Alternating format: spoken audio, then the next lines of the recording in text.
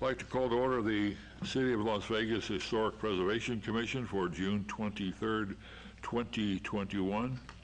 Please call the roll. Determine if we have a quorum. Thank you. Chair Stodel. Present. Vice Chair Laramie. Present. Commissioner Levine. Present. Commissioner Beck. Present. Commissioner Hotchkiss. Here on the phone. Commissioner Serfas. Here. Commissioner Cosgrove. Here. Commissioner Palancar. Here. Commissioner Palacios. Commissioner Long. Here. Commissioner Moody. Here. Thank you. We do have Commissioner Seabrant. Here. Commissioner Gillespie. Present. Thank you. We do have a quorum. Thank you. Item number 2, the question, are we in compliance with the open meeting law? Yes, we are. And we do have a quorum. Thank you.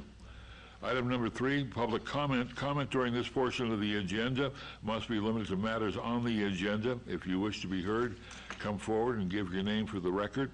The amount of discussion, as well as the amount of time any single speaker is allowed, may be limited. Is there anybody in the studio audience that would like to be heard? Is there anybody on the telephone that would like to be heard? Hearing none, we'll move on to item number 4.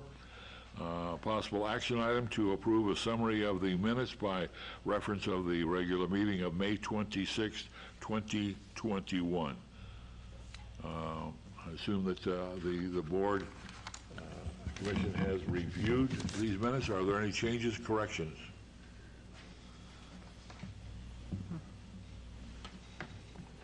If not, look for a motion to approve. I move to approve the May minutes. Commissioner Laramie, second. And while this is being recorded on video and audio, it would be helpful to identify yourself before you vote. Thank you. We have a motion. We have a second. Further discussion? Hearing none from the commission. General public? Hearing none. All those in favor say aye. Aye. Aye. Hotchkiss votes yes. Those opposed? Motion carries unanimously with those in attendance and the chair voting in favor. Item number 5, 21-0351-HPC1, discussion for possible action regarding acceptance of the draft of the City of Las Vegas Historic Resource Catalog from the Nevada Preservation Foundation. Dan, you want to take us through this? Thank you, Seabrant, for the record. And I just handed the city clerk the draft of the survey catalog. This is the catalog that is the reimbursement from SHPO funding, and it is a catalog that has, we awarded the contract to Nevada Preservation Foundation in order to track down all surveys, reports, that have been completed or are in progress for any historic resources located within the city limits. And this is the first part, the first draft. Hopefully everybody was able to look at this. And the purpose for today's item is to have discussion about the catalog and your feedback. And I believe Mariana is going to be presenting on behalf of Nevada Preservation Foundation. Welcome, Mariana. We'll hear the report and then look to. I hope that all members have had a chance to read what would like very detailed and informative document. That's great, yeah. Hello, everyone. My name is Mariana Ruiz. I'm the Director of Preservation Services for the Nevada Preservation Foundation. And Well, I think we are. If you'd like to take your mask off, I think. oh, no, I can't. I have a baby at home. I can't expose myself. Thank you. The report that you've received is an Excel spreadsheet. It's a draft right now of historic resource reports. Diane sent us sort of the preliminary research that she had, and there was about 79 reports listed in her research. So we've taken that information and sourced other reports from SHPO, from UNLV Special Collections, from UNR Special Collections, and we've contacted all of those, the previous, not clients, but the previous authors of those reports in order to see if there were any additional reports to include in the research. So we've come up with a total of 130 reports that are in that spreadsheet. We sourced everything from, we have SHPO reports, we have environmental studies reports, we have National Register nominations, quite a bit of Section 106 reports, planning and redevelopment studies, archaeological studies, and we source one building survey collection from UNLV that dates back to the 1970s and 1980s, which is about 4,600 pages of information. So there is a lot of data that needs to be sorted through. So this is, again, the first draft of all of this research that we put together. And so we're here today to take any comments or questions. We will be back for the July meeting, hopefully with the final revised catalog. So if you have any questions, I'd be happy to answer them. Questions from the commission, comments?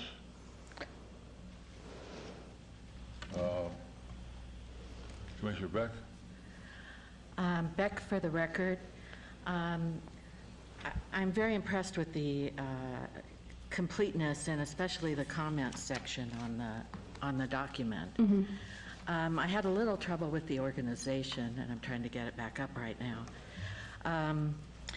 One thing you could explain to me is that it seems that the underpinning to the way the document's organized is chronology of when the project was done. Is that correct? Yeah, the spreadsheet that you have is organized by survey year, so that might be sort of the best. Yes, I have no right. problem with Okay, that. yeah. So when you get partway through, though, there seems to be where the year numbers are not chronological anymore. Then we can review that, and that might Okay. just been an oversight on Excel, since I know some of the survey years range, so I have to go back and then just adjust for that range. But we can fix that. That's not a problem. Okay. I had a lot of trouble dealing with this Excel file, and I actually went and got help. And one of the things I would recommend to you is, like, under H, and I think there may be one or two more, that to make sure that the text wraps, Okay. rather than going under the next file, and then you keep having to pull stuff out. And Okay, yeah. It gets really hard to manage it without the text wrapping. Yeah, I text wrapped everything, so unfortunately that might have been another Yeah. glitch, but we can definitely Whatever. sort that, yeah. Just to let you know. So, I have several comments. Yeah, of course. You have one category that's NRIS number. I assume that's supposed to be NVCRIS number for NEVCRIS. It's for the national, it's not NV-CRIS, it's for the National Register, so all of those are National Register nominations. So why does it have IS in there? IS, I have the acronym here, it's the National Register Information System number, and that's from the National Park Service. Okay, I have not used that, so it would be nice to have that explanation at the end of the document. Okay, yeah, that's fine, we can do that. My other comment is, at the beginning, well, I'm just not sure which way to go here. At the beginning, you have the SHPO report number and then the NRIS number. And there are a lot of documents that don't have either of those numbers. And so, to me, when I would go to a database like this that's chronologically oriented, that we would have the chronology be on the far left pane. Okay. So I suggest, if it works, to move those first two columns a little later in the document, because what's going to be most important here is being able to look at what happened in 1978 or 1992 without looking at all of these NAs and blanks on That's the far fine. left. My other comment is, we've got the use of the word survey repeatedly in the columns. And a lot of these are not surveys. And Correct. so that concerns me because it leads to things like under survey type that you end up with reconnaissance, intensive, there's a third category, I believe. And that doesn't really work when you look at people developing historic contexts. And so I actually, my suggestion, but other people they work with databases, say I would like the project year and project type. Because they aren't surveys. I mean, there are very few of them that are actual surveys. Right, you're looking at a range of different reports. So that's a fair edit. We can totally change, that's not a problem. I think it would help quite a bit because then you're not confined to what different types of surveys there are. Then you can move out and use things like, this is for context or for whatever it is, or Right. an overview. But there are a lot of great documents in there, but you don't get to them if you're just looking at reconnaissance. Right, okay. So I don't think reconnaissance is technically wrong. It's being used more in the English language in the last 15 years in this way. But in the cultural resources world, the word reconnaissance was dominant until about the mid-90s. And then the State Historic Preservation Office at that point said, we don't want reconnaissance in the titles anymore because it's a little too vague for them. So I would just like more categories there to explain what you're looking at. That's perfectly fine. We can categorize them by the proper type. So whether they're Section 106, whether they're NR nominations, local nominations, or in this case, we have a collection of surveys, so we can do that. We can add a specific Right. type. Yeah. I don't want to get too detailed. You still have to group them. Right. But maybe just add another 2 categories would cover it. But that brings up another thing to me is that it might be good to have a column for National Register eligibility if you know it. And that gets a little tricky again because each one of these reports, they're so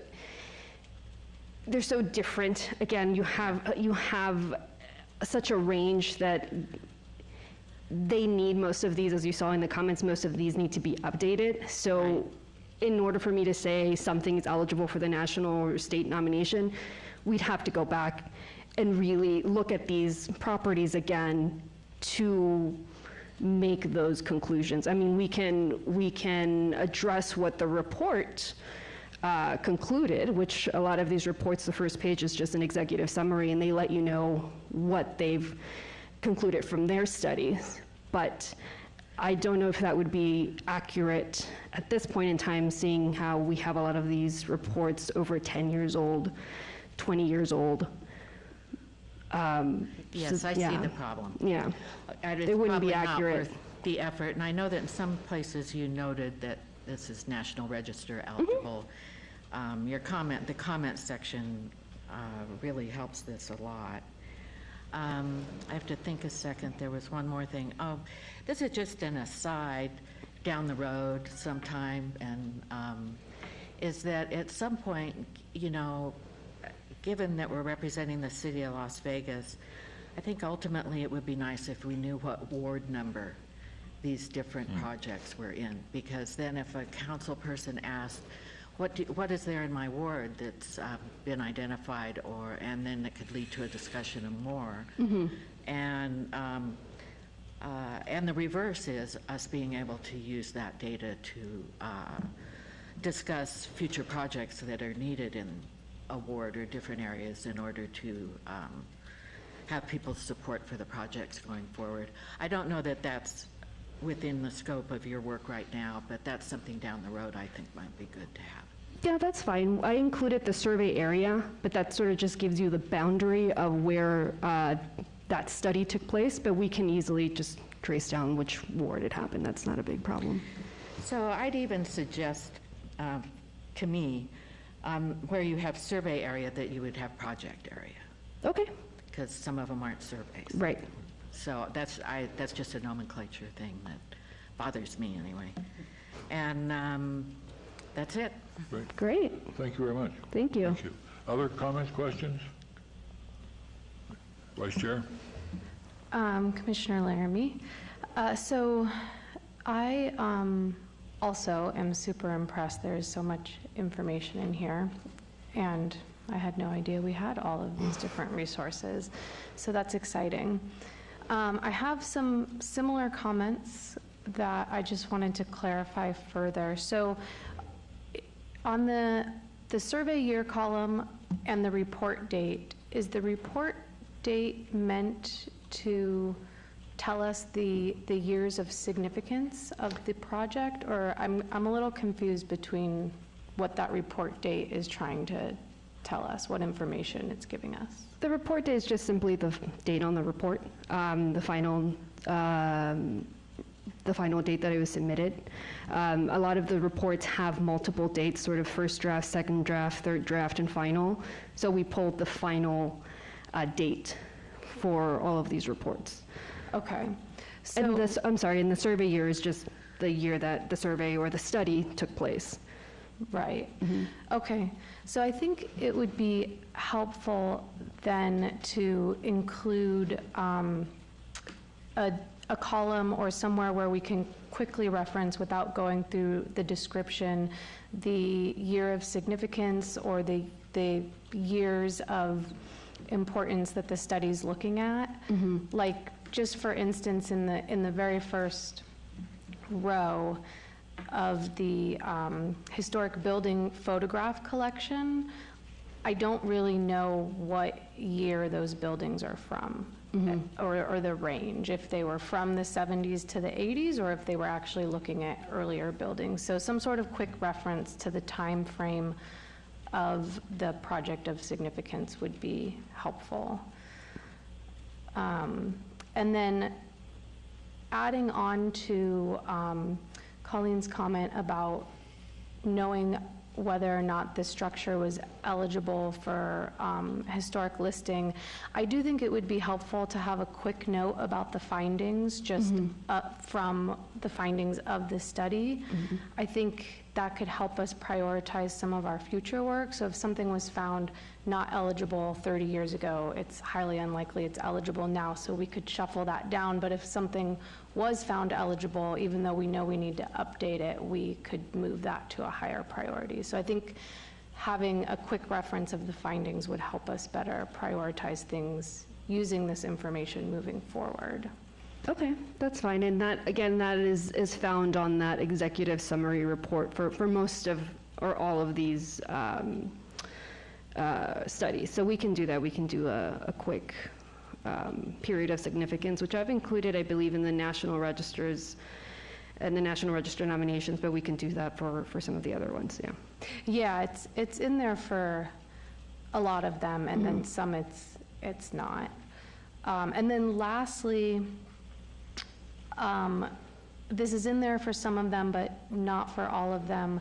Some sort of way to quickly identify how the report might be accessed. So like if it's online at UNLV, if we have to contact the city, if we would have to contact SHPO, or if it's hard copy only somewhere, just knowing where these live and how we might get our hands on them, I think would be helpful as well. We don't need like super detailed info, but just a quick reference of how could we find this if we want to. And I'll make a quick note. Diane has PDFs of all of the reports that are listed. So the city is going to acquire all of that information. There are, I think, about 10 reports that are currently listed missing and or incomplete, and I've contacted SHPO about that. So we're trying to work and figure out where to find those. But once we get all the information, Diane should have copies of everything. Yeah, and Seabrant, for the record, I can answer that. Correct. So Nevada Preservation Foundation did send me all of the electronic copies of the ones that were found and were releasable if they're not classified. And those will be made. They are sitting in our database right now, and it's just working with our communications department of getting those online. So if they are available to the public, if they're allowed to be available to the public, or however it is this commission would like to access those. But we do have all the electronic copies. Okay, great. Commission, further comments? Actually, almost all of my questions have been asked in one form or another, so I'm going to kind of ask them slightly different.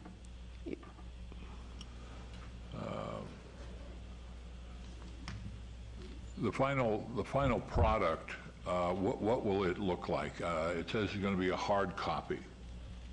And is that going to simply be a hard copy of a massive spreadsheet or pages, or what will the final document look like? It can be a spreadsheet. Diane will also have an electronic version of the spreadsheet, just a digital. But I can look into and see if we can maybe develop a different deliverable or a more legible deliverable, something else that hasn't been thoroughly discussed at this point. Right now this is all of the hard data, which you will have in that format, but we can figure out or discuss another way to deliver the information. But we haven't gotten to that point yet. Well, it says hard copy, so I don't know I don't know what the definition of hard copy is of an Excel spreadsheet. I spent a lot of time pulling and zipping and looking at information. So the other part of whatever the final document is, I think it's been addressed here. Really like to have some definitions of some of the terms. This document is not designed specifically for the City of Las Vegas Historic Preservation Commission. It's also designed for the general public. Right. And they need to know what FHWA and DOT is. Right. Along with lead agency, along with reconnaissance as opposed to intensive survey. What do those mean? And maybe add, as Commissioner Beck suggested, the phrase reconnaissance would stop being used at a certain point. It would just, those kind of details would really help as we went back and evaluated and read those documents. As far as eligible, I think I'd take a slightly different approach in the sense that just because something was denied, maybe the word wasn't denied, maybe it wasn't surveyed 30 or 40 years ago. For example, Las Vegas High School, when they did that registry nomination was in 1966 and so there were several important buildings that were not eligible at that point, but now in fact are. So there may be an opportunity there to give us some hint that maybe these can be updated or I'm not sure, or additionally eligible, whatever term that we could come up with. And I found the comments, I think, is really helpful. And I think clearly it's going to be the next 2 years of reading because of wonderful documents that are in there, and it's going to be really helpful as we move forward. But I think that document we get needs to be, for example, I think the Vice Chair addressed this, as you pull that apart, I know the author's name, the author's address, the author's telephone number, the author's zip code, but I don't know where to find the PDF file. Maybe that's in another document, but I'd like to be able to see that. Ultimately, I'm hoping there's one spot that we can put all of these documents. Sometimes you'll find a 404 or that site is no longer usable. Right. The document has just disappeared. If it's on the city side, these documents have their own historic value and enjoyable. Really excited about the work that you've done so far. I just think to make it a little bit easier. Right. And I don't know how you're going to make this spreadsheet even spreader. I know. I have a tiny version of it. So what I started doing was copying the first row and copying this row and putting those rows together. Because those are the two pieces of information I really liked. So I don't know whether, but there's an opportunity there to really make it user-friendly as opposed to Excel-friendly. Right, and that's fine. We can have that conversation and figure out a better solution. This is just the hard data that you guys are looking at, but if we need to figure out a better deliverable or something more user-friendly, then we can have that conversation, definitely. Seabrant, for the record, so Our contract with Nevada Preservation Foundation says that they will produce an electronic version and provide us with 2 hardbound copies, because SHPO does require a hardbound copy. And I think we were envisioning that just like a catalog you'd find in the library, if people still go to the library. But yeah, agreed that the Excel spreadsheets maybe not very user-friendly, but we'll work with them, work with Nevada Preservation Foundation on this. And as far as accessing those reports, we can put that on the webpage, and we are having an update on the webpage today later in this meeting, and I can show you where that would go, but we could make working with communications, make a resource page where we could put up those reports so the public can just click on a link and access those PDFs. Great. Further question? Beck, for the record, the link you're talking about that they would access, would it just be the title of the report or the? No, it would be the PDF, it'd be the actual report. Okay, so when I was reviewing this, I started thinking that down the road a ways, it would be nice if we had this in a GIS database where we could then just look and click in an area and see what work's been done there and get to the reports. I know that's down the road quite a ways. Yeah, that's a different project, I'm aware, I think. but I just wanted to throw it out there. Yeah, and that would be sort of the best planning tool to use. We do have all the data from NV Chris, so all of that information Diane also has available. But yeah, definitely down the road that can be a much more accessible way of looking at the information and actually having a graphic for it. Okay, one couple stole off the record, a couple last final points. Yeah. Is that I always, hair in the back of my head excitedly stands up when I hear the word classified or we can't make it public. Are there some documents in there that are classified and we can't make public? Yeah, SHPO classifies the archaeological reports. Oh, okay. That makes sense. We weren't talking about the Nevada Test Site or Area 51. Right. Yeah, and I don't have. Diane's the only person that has access to those. We don't. None of us can look at those. Chair Stoldal, I think that they're marked as restricted in the database. Yeah. Okay. They are restricted. Other than that, further comments? Hearing none and seeing none. Thank you for the report and the work you've done so far, and we really look forward to a very user-friendly document, and I think is really going to be an important move forward in the history of Las Vegas. And as we do further studies, we now have something we can start with, and we'll really make those studies. The challenge I see, though, is sometimes I've seen studies where we quote a previous study, and now we got 2 studies that make the same mistake. And so, but that's a challenge with any research project that we do, is the primary source. So again, thank you. Great. Thank you so much. Thanks.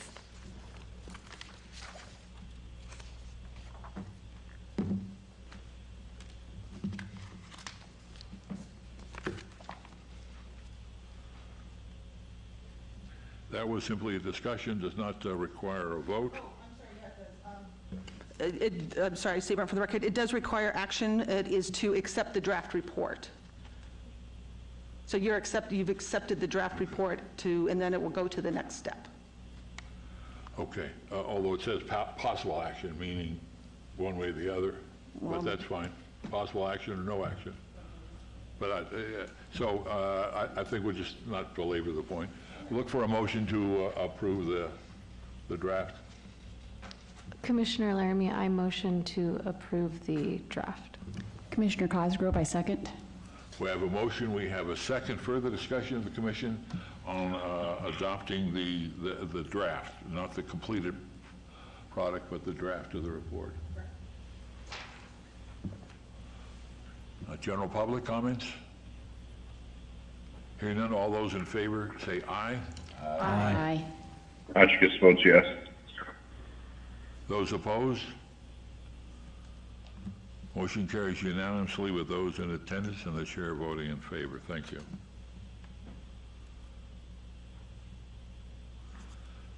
Next item on the agenda is 6. This is 21-0352 HPCC 1. This is a report, not an action item. A report by Nathan Harper of Las Vegas Springs Preserve, staff archaeologist, regarding the status and updates on project programs and current operations at the Las Vegas Springs Preserve, located with the address of 333 South Valley View.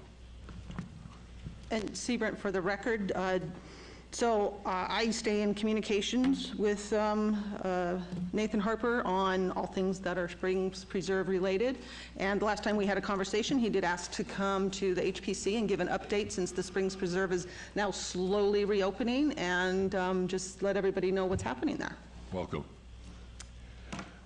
Hello, Chair Stodall, Commissioners. Thank you for letting me come and speak to you today. My name is Nathan Harper. I serve as the preserve archaeologist at the Springs Preserve. Thank you so much again for letting me come and speak to you today. Just a reminder about what we are and what we do. For our mission statement, we are commonly known as the birthplace of Las Vegas. We're a 180-acre cultural institution commemorating Las Vegas' dynamic history and provide a vision for a sustainable future. Conservation has always been at the heart of what we do at the Springs Preserve, teaching people about the Mojave Desert, natural life within the Mojave Desert, and cultural life within the Mojave Desert. So we continue to pursue that mission. The Springs Preserve has been closed from March of 2020. We reopened our outdoor spaces March 19th. That includes our trails, our trains, all the outdoor operations, our animal enclosures, those things, and programming there as well. Following Southern Nevada Health District and CDC guidelines, we remained open. We had people masking. We had social distancing going on until those guidelines changed. Currently, we're looking to reopen all of our indoor spaces there at the Springs Preserve on July 4th weekend, including the Origin Museum. Boomtown and Waterworks, however, are going to remain closed until the fall. It's an environmental concern, environmental issue, as it's so hot in the summer and we don't have the staff right now to be able to occupy all those spaces. And we're going to continue to evaluate our programming offerings and our operations through the fall, and hopefully by next January, we'll have a new sort of operations that will be able to bring the public back to the Springs Preserve in full capacity. Some things I wanted to update you on, some projects that we've been working on and that I presented to the HPC before. Weld Derricks Restoration Project that has been ongoing for several years. The Clark Street Pump Station evaluation and interpretive design project, and our settling basin on site there too needs a re-roof. So we're going to be speaking about some of those. I want to briefly touch on some of the archaeological research that we've been conducting there at the Springs Preserve over the past several years. We've been working very closely with the College of Southern Nevada through their Human Behavior Department, the archaeologists working there. So we've been able to do a couple field schools out in the field, doing some small test excavations. We were able to do one lab field school before things closed down. And these projects were all in disturbed areas along pipeline alignments, digging down through bermed areas where those pipelines have gone to see if there's an original ground surface, a preserved ground surface under those disturbances. We've also been conducting remote sensing projects there at the Springs Preserve for the last few years. We've purchased an electric resistivity unit. We've ran that across several of our known archaeological sites, including the Spring Mound. And over the past several years, we've done a LiDAR survey. We have a digital elevation map of our Spring Mound, very highly detailed sub 2 centimeter LiDAR survey. It gives us a very detailed 3D model of the surface of the Spring Mound that's on our site. We've conducted that electric resistivity across that site as well, because we want to have an idea. If we go in to do excavations on that Spring Mound in the future, we want to be very targeted in how we approach that. Something else that we were working on, the week that we closed down operations, we were just having volunteers coming in. We're going to transfer all of our collections data to Past Perfect to move more in line with what the state uses. And we're hoping to get some of those collections into online exhibits in the coming years. For the Weld Derricks on site, we've been to you before and discussed these. We received a grant from the Centennial Commission to pay for an evaluation piece. We used Mel Green to come out and do that evaluation, assessing the engineering design issues because they're very complicated. All of these Weld Derricks were built and used in the 1940s. We have 4 of them on site there at the Springs Preserve. You can see in this schematic map there on the left-hand side of the slide. And these were previously restored back in 1999 in a project, and that included the 3 Weld Derricks that are in the south portion of the preserve. The one Weld Derrick that's on the north portion, it's called Weld Derrick number 5. That's the one you see as you drive past the Springs Preserve, and you can see it's got a bit of a tilt to it. And that tilt is what keeps me awake every night. I look over that wall every morning when I drive to work to make sure it's still standing. And so that's the Weld Derrick we're mostly concerned about. The other Weld Derricks need a paint job. Maybe need some of the hardware tightened, maybe some replacement of some members, but not the degree that Weld Derrick number 5 needs. And you can see some of the concerns there. There's some ground fissures that run through that area. This Weld Derrick and this well area was subject to significant subsidence. You can see that chunk of concrete hanging in the air there.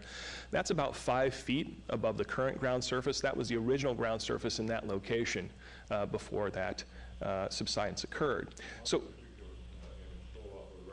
yes, sir. No, we are going to preserve that in place, because that's a very important story.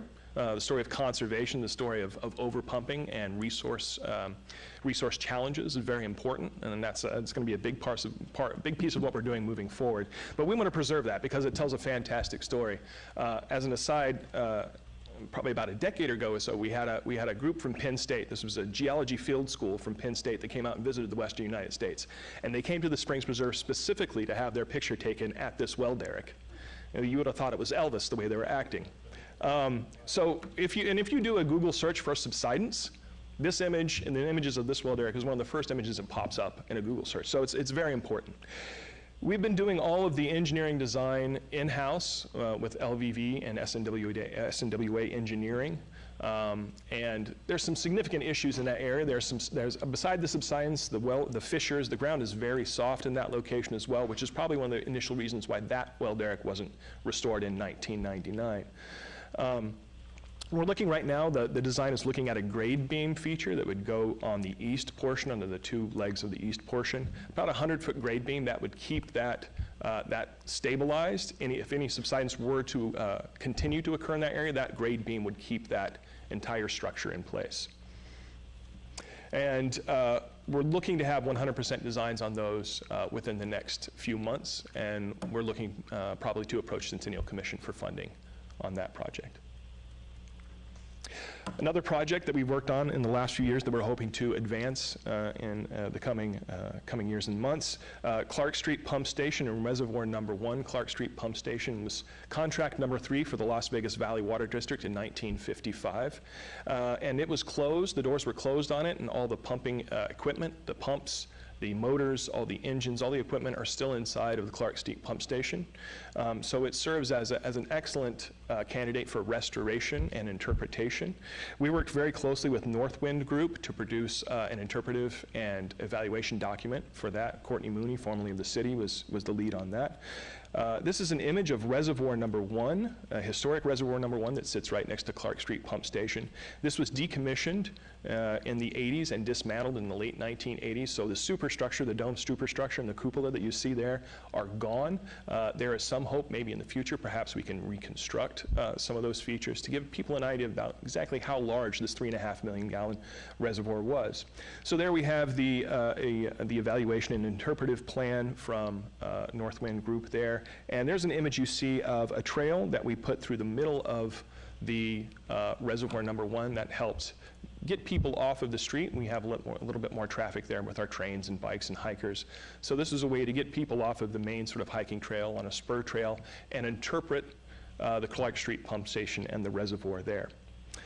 So we have that evaluation and interpretive plan in hand, so we'll be hopefully looking for funding for that in the coming years. Some recent news and very exciting news for the Springs Preserve, and I think it's exciting news for Southern Nevada as well, is the Springs Preserve was recently granted through the state, Nevada State Museum, an amount of money to build an ethnobotanical garden to interpret plant life and the crops used by prehistoric indigenous communities for agricultural, medicinal, and construction purposes. This would be building a dedicated gardens area for indigenous Southern Nevada peoples, focused on the indigenous knowledge of water usage, of crop management, gardens, habitation construction, structure construction, and those things. And we think this is very important because this is a timely lesson that we can learn from these indigenous communities, this indigenous knowledge, as we move into a period of resource challenges here in southern Nevada. We've already been in touch with some of the tribes. We're in early conversations with those. And this is a 2-year project. We have 2 years to plan and complete this project. So we're going to be moving pretty quickly, and we hope to work very, very closely with the tribes on this. We wouldn't want to do it without their help. It wouldn't be right to do it without their help. So we're very, very excited about the potentials and possibilities of that. We have a couple candidate locations that we have picked out, and hopefully in August we'll start some planning meetings on that. Quick question on the, sold off for the record, the indigenous population, what's the circle, the geographical circle? Are all of southern Nevada getting into Arizona at all, or Southern California, or the Shoshone tribe, or just the southern Paiutes? Yeah, at the Springs Preserve, we interpret largely prehistoric Native American life, ancestral Puebloan, southern Paiute groups, but also tribes from down along the Colorado River. Since the Colorado River is such an important part of life and culture in southern Nevada, we've had that. You know, we're going to look to local tribes. You know, like I said, we've been in contact with Las Vegas Paiute and Moapa Paiute about this, and we're going to work most closely with them to try to make this as focused as possible. Okay. There's just some opportunities there beyond southern Paiute that may present themselves. Yeah. Thank you. Well, thank you again for letting me speak to you today, and I'm happy to answer any questions you might have. Great, thanks for coming in. Questions, comments? Beck, for the record, thank you for such a nice presentation. It was very, very interesting. And I'm also interested, on your webpage at all, do you have a list of what buildings have been moved there, structures have been moved to the preserve for preservation? We do identify the railroad cottages as being moved there. That's part of the interpretive that we discuss and when we were building Boomtown.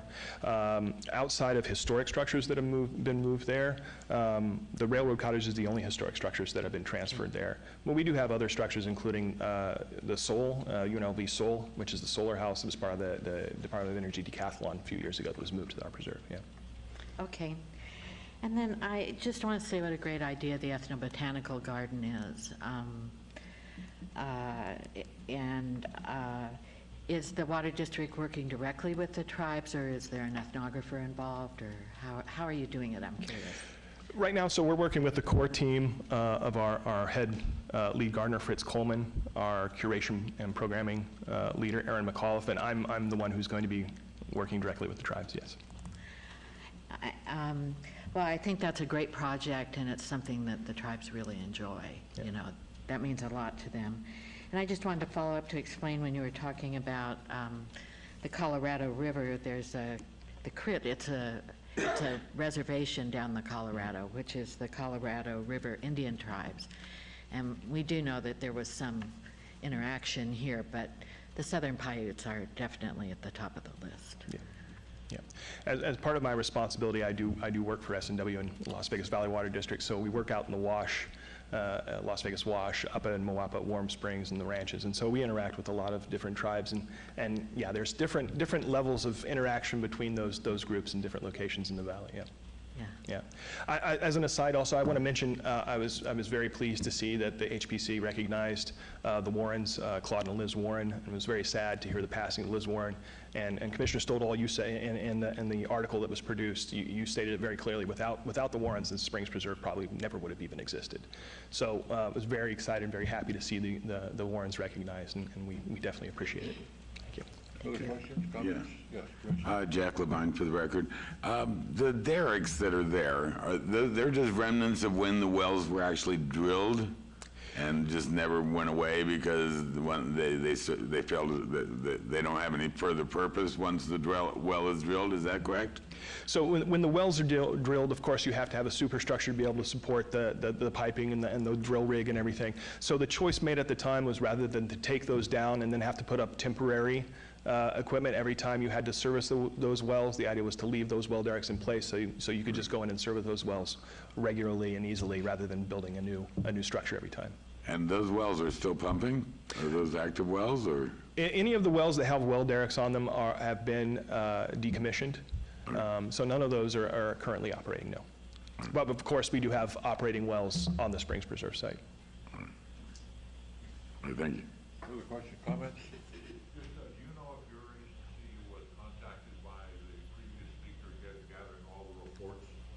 Excuse me. Do we know if they contacted? Excuse me, I'm sorry, can you turn your mic on, please?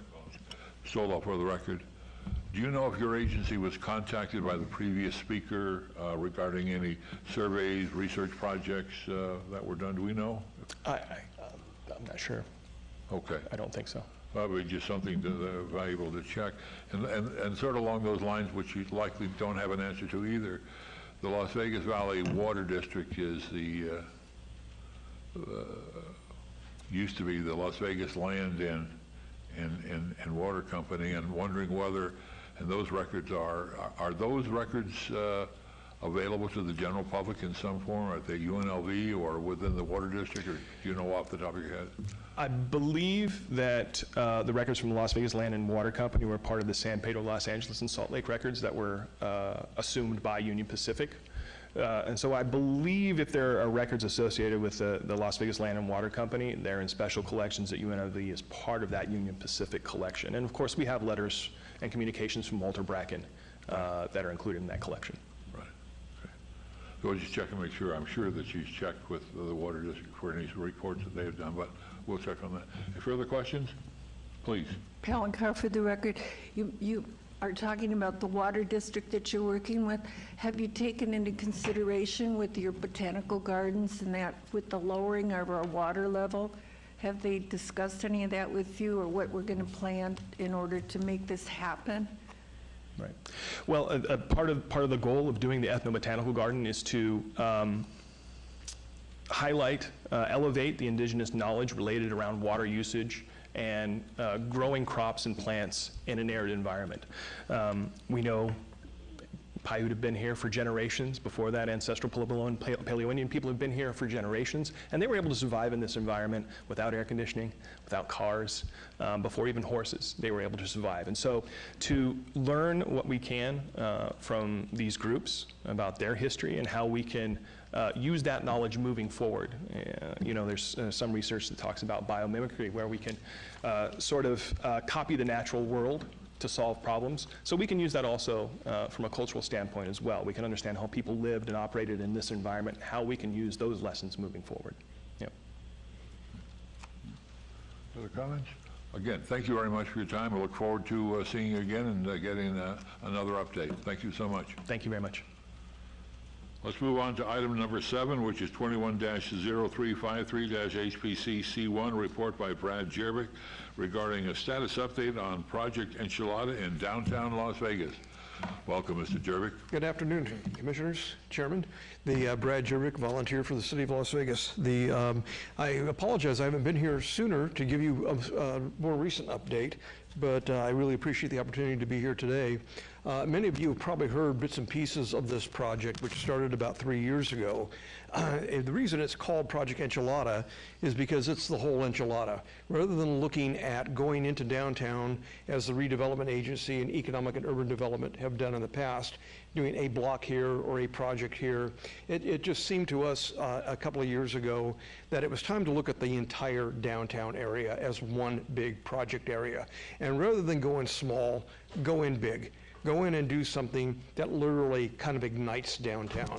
And so you've seen some of the results already for those of you who visit downtown or eat downtown or shop downtown. We have completed the first phase of Enchilada from Las Vegas Boulevard down to 14th Street. We still have a couple of motels yet to paint and one more neon sign to build. I'll talk about that in a moment. But you see the landscaping, the street lights, and the revitalization there.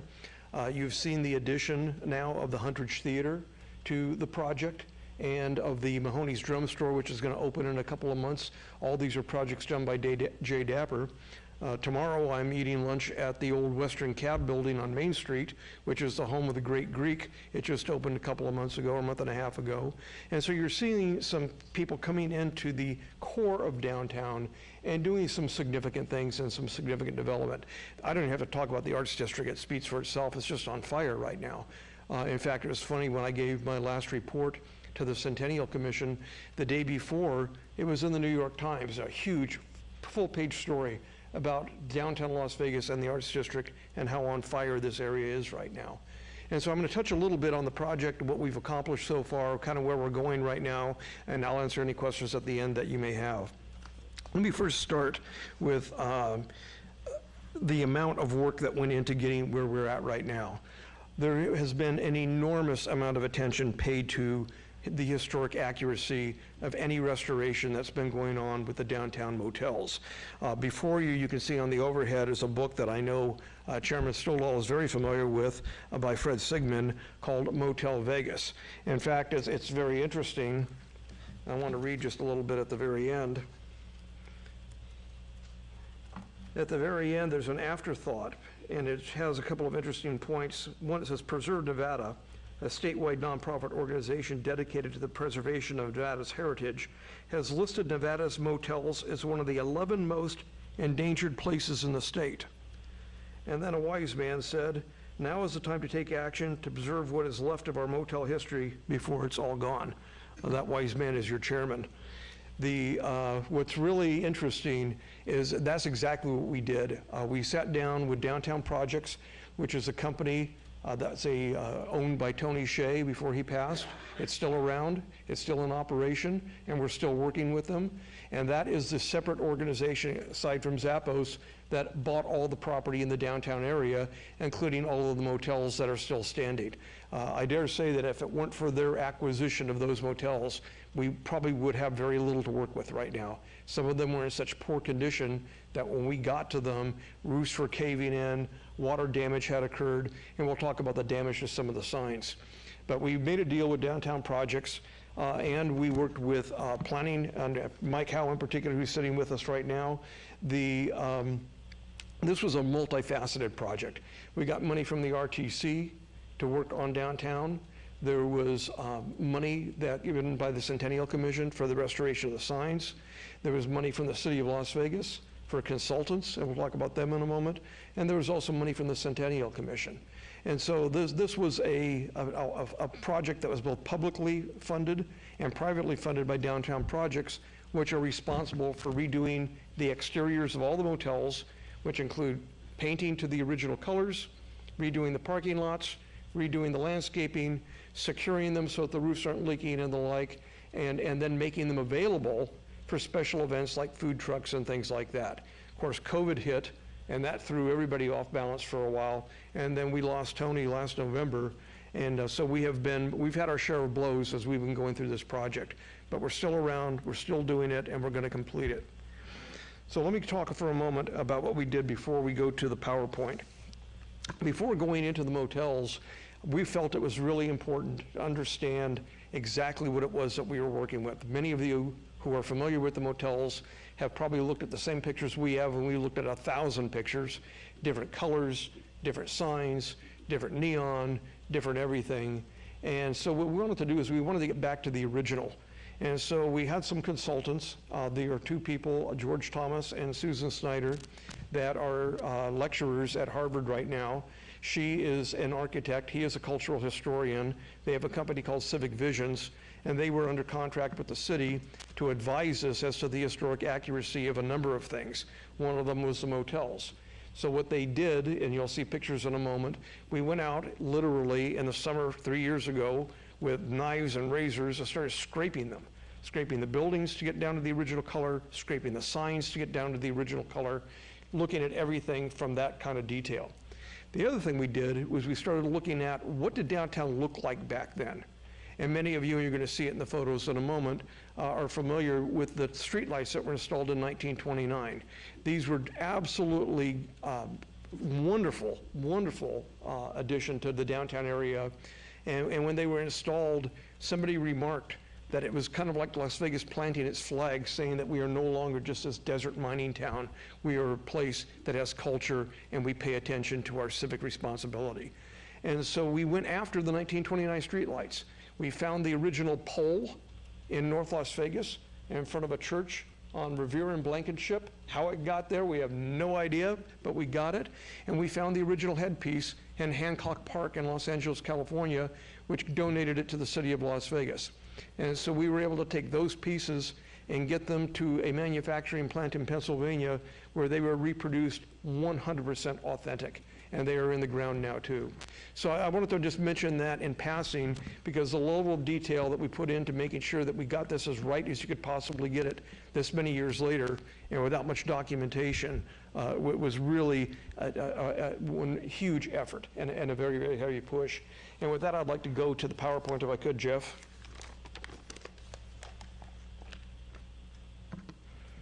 So let's change slide. Actually, I don't know if Jeff can hear me, and I don't know if we have the clicker out here. It's to your left there. Oh, that little thing? Yeah. Okay. Okay, so here are photos of the streetlights. So you can see what we found was not only photos of the streetlights, as several of these exist, but the photo on the left has also got the drawings. And so what we did through George and Susan is we went and we found the original drawings for the streetlights. So we had the drawings, the schematics, pictures of them. They had the actual pole, the actual headpiece. And with that, here's what they look like when they're in the ground down the street. A little bit further, you get a little better view of them. There's the pole on the left that I told you we found on Blankenship and Revere Street on the west side. And there's the headpiece from Hancock Park. And there they are installed on Fremont Street. So the plan will eventually be to have them not only go from Las Vegas Boulevard down to 8th Street, which is what they do right now, but to have them also go across from Bridger all the way to Stewart. So there'd be 12 blocks that would have the original 1929 streetlights. You can also see behind them, and I'll talk about the trees here in a moment, the landscaping that was installed. That was before we began. Let me see if we can. Yeah, this is not working. Can we just go to the next slide, Jeff? There we go. So these are the trees. The first block are Shumard oaks. These were 72-inch box trees that were planted up and down the street.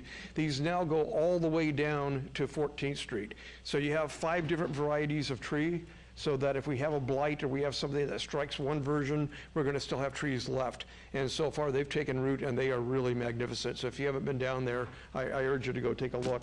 The kind of the theory here was, before you build parks, you need to have a way to get to the park. And what you want is you want people to walk. And so the real parks aren't so much the parks as the streets themselves. So if you can make the streets comfortable and shady and walkable, then you're going to have a usable park. If what you have is a barren wasteland that takes you to a park, you're not going to walk there. You're not going to ride a bike there. You're not going to do anything there. And so the trees were meant to not just be something beautiful. They were meant to have a practical purpose and shade the street and make it a more walkable area. So next one. There we go. And there they are today in the ground. They've been around now for 2 years. They're fully rooted. The street lights are in. The festoon lights are in over the street. And as a result of this project, we've seen kind of a resurgence of some of the businesses on that part of Fremont Street. As you may know, the first 3 blocks of Fremont are called the FEED, Fremont East Entertainment District, FEED. The FEED were the people who first planted the flag on Fremont with the retail and with the restaurants. Ryan Doherty had 2 restaurants on that first block. He now has 6. And we're seeing this expand and bloom as you begin to work down the street toward Container Park.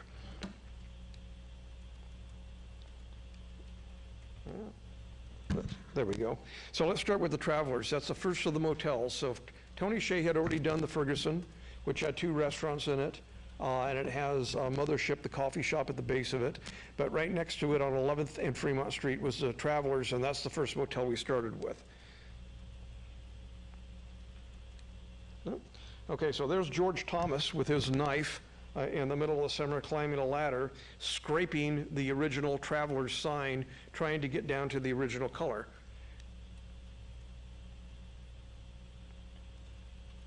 Let's go to the next one, Jeff.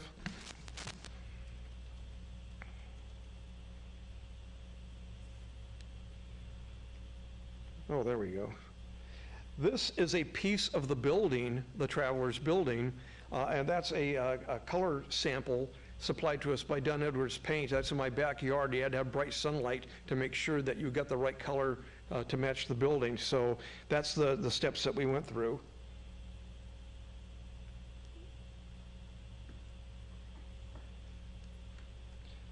That's during the process of repainting the Travelers to its original colors and redoing the landscaping. And that's with the parking lot now resurfaced and the lights put back up. I'd like to show you something real quick. Unfortunately, I took the piece of paper out, so it's going to take me just a second to find it. But thanks to Fred Sigmund's book, we had some remarkable photographs of these buildings. And one of the things we wanted to do again was make sure that we got everything right. So the lights that you see outside of the door at the Travelers, they were all gone. But if we go to the overhead real quick, Jeff, and then we'll go back to the PowerPoint. You can see this is a picture from Fred's book, and we were able to blow this up where these lights were and find those exact lights. So we spent as much time getting the detail right as we could. If we go back to the PowerPoint. Thank you, Jeff. Okay.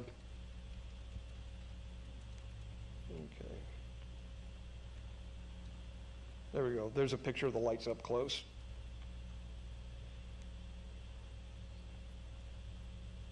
Now there's a sign in the condition it was in. We'll see a few more pictures of that sign that goes above the driveway as you go into the courtyard. It was completely rotted away.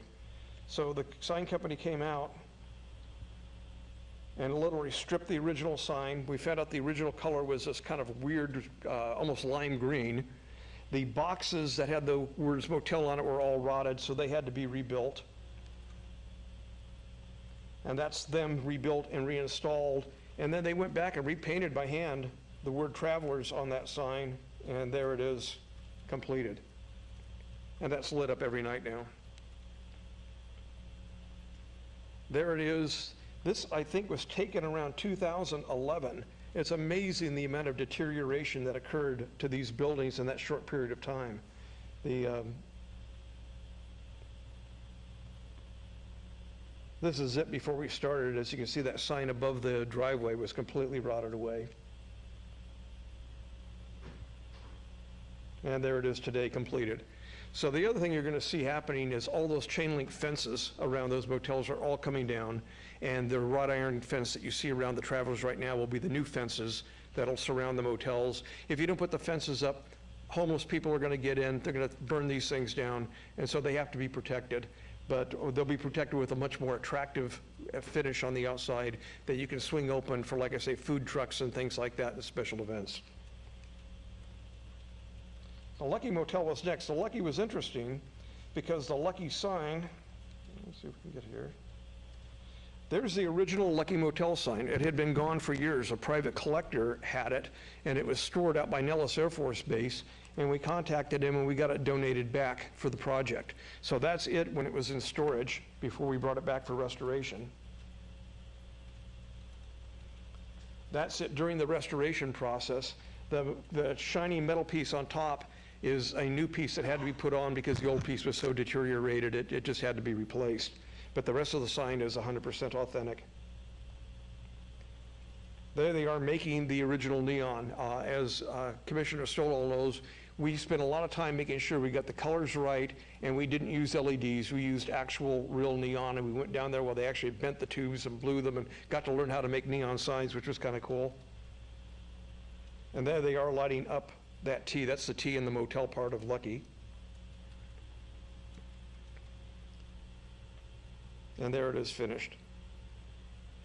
One of the things, and I mentioned this to the Centennial Commission, it kind of went quite by accident when Tony Shea's company bought the Western Hotel and the Ferguson Hotel, and they flipped a switch on to see if the signs worked. It turned out they didn't.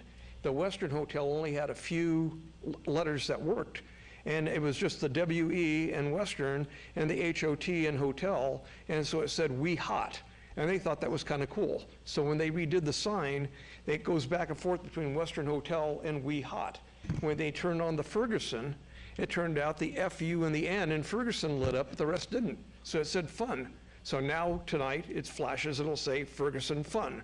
So when we did the Lucky, we looked at it, we said, could we do something with that sign to keep that kind of theme going? And so the idea came to take out the O, the T, and the L in motels, so it will say Lucky Me. And so it flashes back and forth between Lucky and Lucky Me. So, and we'll keep that theme going too. So it's just kind of a little modern uptake on the historic motels, but it makes it a little more fun. Let's go to, oh, by the way, that's the Lucky back in the day. And it turns out those were not the original colors that you see. Those are the original colors. That's what we found when we scraped down to the building. So that's it. And that's it today with the new parking lot and everything else. The blue AstroTurf is the old pool. We can't put the pools back, obviously, for safety reasons. So they're just having fun with it. So the very first year, the Lucky was activated.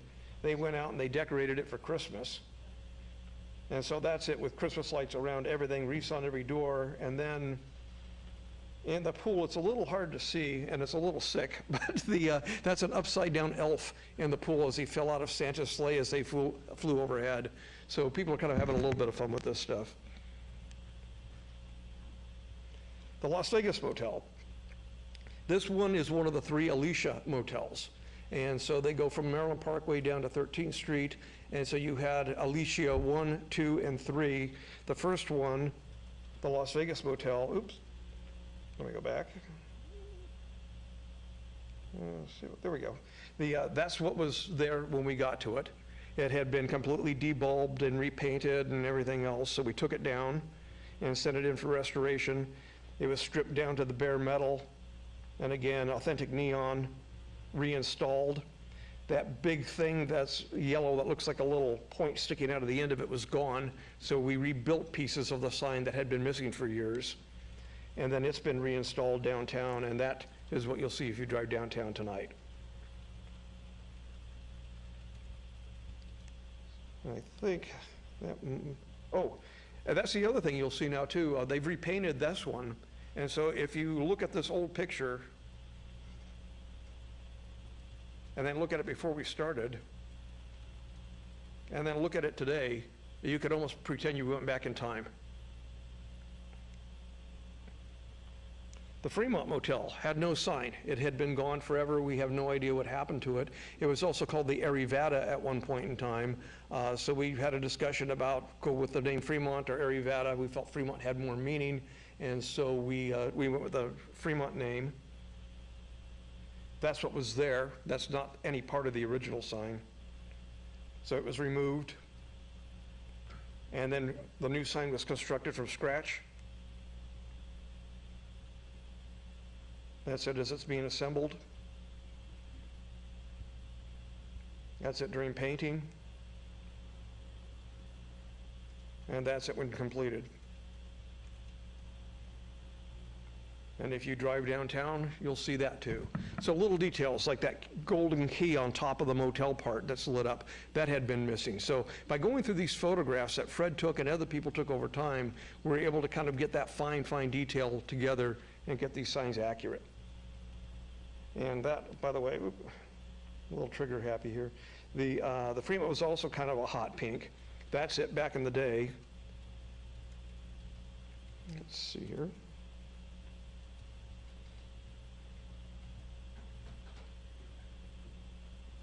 That's it before we started. And that's it if you drive downtown today.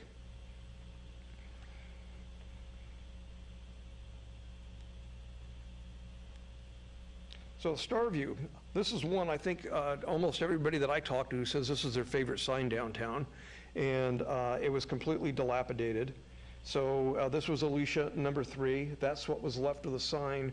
Regrettably, when we got to restore the sign, it had to be plucked and brought to the sign yard, and when we brought it there, we opened it up, and it was completely disintegrated. It was beyond salvation. It actually had a big wooden board going through the middle of it, holding it up, which of course would catch fire, didn't even meet code, and so that had to be rebuilt. But since we had the original sign and the original materials from the sign, they were able to match the sign exactly. I mean, right down to the ½ inch. So that's it being rebuilt. and painted, and then up and installed. Again, that star on the top was gone. The bell over in the lower right-hand corner was gone. All that had been added. And you could go downtown tonight and see that lit up. It's really just a stunningly beautiful sign. There it is at night.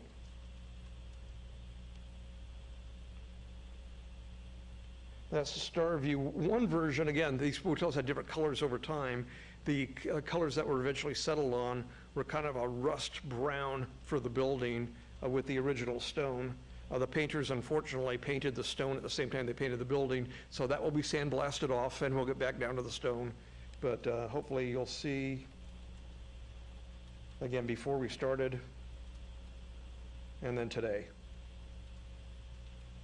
And they had the original lights were still there. We were able to find them and put them up outside the building, so it's all lit up at night. All the rooms are too. The gables. This is one that's a work in progress right now. The sign, the original gable sign, that sign is not the original gable sign, obviously. That was probably made sometime in the 60s, maybe early 70s. It turned out pigeons got inside of it. And when pigeons get inside of a sign, they make a nest. And when the nest gets wet, it just sits there and eats its way like battery acid right through the sign. So when we got to the sign, it could not be rehabilitated. It was just absolutely beyond repair. And so we took the sign down, we've kept it.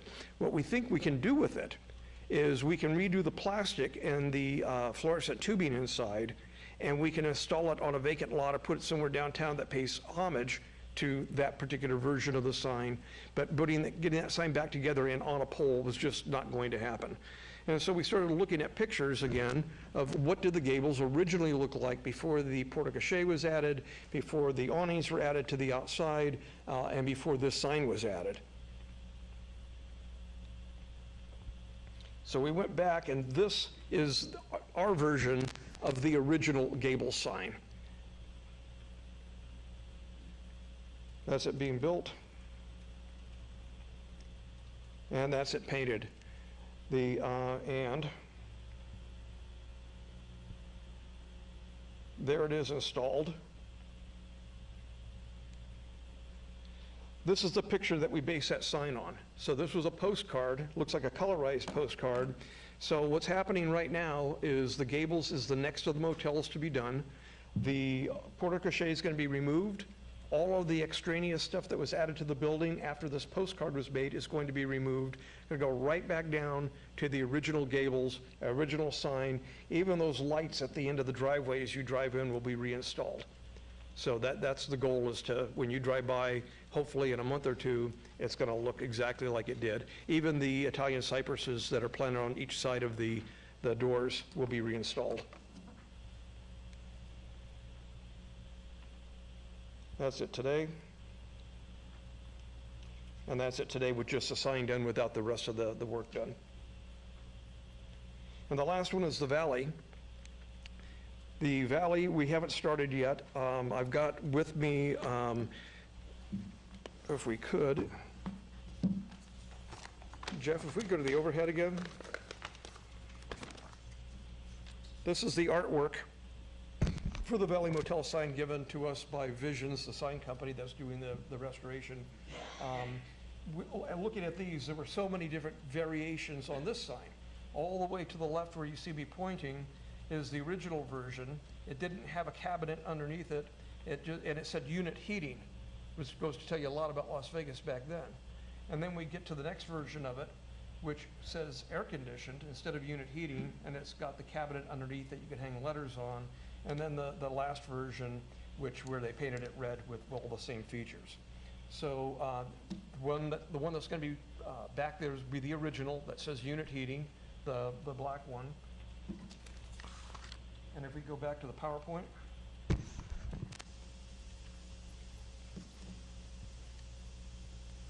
By the way, this picture, to show you how fragile this was, got to go back 1 second here. Show you how fragile this sign was. That white cabinet was the only thing on that pole when we started this project.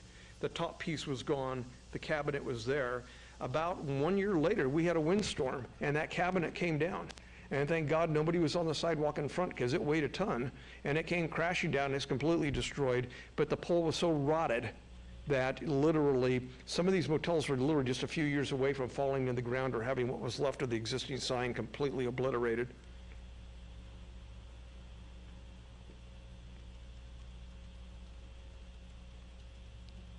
So that's what you'll see when we're done the sign on the left. The grass will be reinstalled, the hedges will be reinstalled, the building be painted, and that'll be the last on that section of what we're working on. So that's the end of the PowerPoint. Where do we go from here? Anybody's guess. We are right now in a period of uncertainty, obviously. Well, after Tony passed away, his parents have taken over the estate, and decisions have yet to be made as to what's going to happen with the properties that are in the estate. And so I've been working very closely with Downtown Projects. In fact, I'm having lunch with the CEO of Downtown Projects tomorrow again. We talk constantly. We share ideas. We still have the same vision. They have the same vision. We all want to see downtown become the great downtown we always knew it could be and should be, and it's about time it actually was completed. A long time ago, I worked with Don Snyder on the Fremont Street Experience back in 1993 or sometime, and after we got done with it, we banged heads and we did everything we could to find all the money to get that going, and then Don later did the Smith Center. And we were talking, and I said, what is it about downtown? And he says, I don't know, Brad, but everything downtown is about 10 times more difficult than any place else in Las Vegas. And that is the truth. But we haven't stopped. We haven't quit. We're still in the game, and I'll be glad to answer any questions you have. Yes, Palenka for the record. Are any of these motels, the small motels that we just saw, which are very nice, are they ever really going to house people? And if so, how do you know what to charge and who's going to collect and where's the money going? And is that part of the difficult part with downtown? It is. To be perfectly frank, first of all, they could be rehabbed and they could be reopened. Those of you who are familiar with other motels, particularly, if you know Alan Hess and some of the books he's written, and particularly the work they've done in Palm Springs with the old mid-century modern motels. If you're familiar with the San Jose Motel in Austin, Texas, these vintage motels are on fire around the country. The San Jose Motel, which was not all that different than one of these, they're getting $500 a night in Austin, Texas for this thing. And it's beautiful. And what they did is they put like little Zen gardens in and little intimate walking spaces and made them special. That certainly could happen here. And we're hoping that it will happen. And we're hoping that that will be part of a bigger project. We're hoping, to be perfectly honest with you, and I'm speaking now for me and the Enchilada project, and not for Downtown Projects or anyone else. We would love to see these motels incorporated into a multifamily housing project, where you had the motels open as boutique motels on the front side, the signs and everything else, and behind them, high-rise apartments and condos. We think that would be a perfect fit for downtown. But again, dreaming and building are two different things. Who's going to collect, though? I mean, who's going to? The owner, whoever the owner is. If it stays the Shea family, this could happen several ways. They could sell everything 100%. And then whoever buys it, they would be the ones that would build it, and they would collect whatever revenues generated. Or they could remain in the game as a partner, 50-50 or something like that. And then they would split whatever revenues were generated. Or they might decide to do it themselves. I have no idea where it's going to end up. All right. Yeah, Commissioner Surface, great report, Brad. And one of your key comments, where do we go from here? And I've been talking about it in a friendly way with Michael and with Seth and with Diane about how important it is for the city to move forward with an adaptive reuse ordinance that makes some of these dreams or visions or concepts possible, that it's hard enough to encourage development when you're infill development, when the modus operandi has been sprawl for years. And I don't know, we really appreciate what you've done, and I think we all need to unify on this. and try and bring these things into the next stage through an adaptive reuse ordinance, so some of these types of uses can happen in these historic buildings. I agree. I completely agree. By the way, I'd be remiss if I didn't give my thanks again to Commissioner Stoldall. Commissioner Stoldall, as you know, is not only on this commission, he's on Centennial and State Historic Preservation. And if he did not intervene and get involved very actively in working a deal between Jay Dapper, the developer of the Huntridge, and the State Historic Preservation Commission, and Diane Seabrand and this commission to have the historic registry status locally for the Huntridge Theater, that deal would not have come together. So I think all thanks to you, Commissioner. Yeah, well, thank you. There was a room full of people that were involved, and so thank you for singling me out. But there were lots and lots of people, and most of them had attorneys in front of their name. So that was a couple of quick questions. One is, to me, there's two elements on what's going on specifically on East Fremont Street. One is the restoration of the signs, and then, as the commissioner was talking about, is the actual properties. And so, can you give us, in a brief sense of the money that the city taxpayers have invested into the signs? What will occur to them, no matter what occurs to the background? If somebody says, you know, wonderful, nice job on painting them, but I'm going to put up a parking lot. And they're going to go down. Are we protected with the signs? Yeah. We were protected to this extent. When we did the deal with Downtown Projects, we made them agree in writing and under contract to a 10-year maintenance of the signs. They also told us it was their intention to always keep the signs because they think they're funky and cool. Well, without Tony now, we have that 10-year agreement. So part of my discussion with Downtown Projects tomorrow will begin to do a new agreement where if the signs are ever removed, not lit, not maintained, the city of Las Vegas takes them.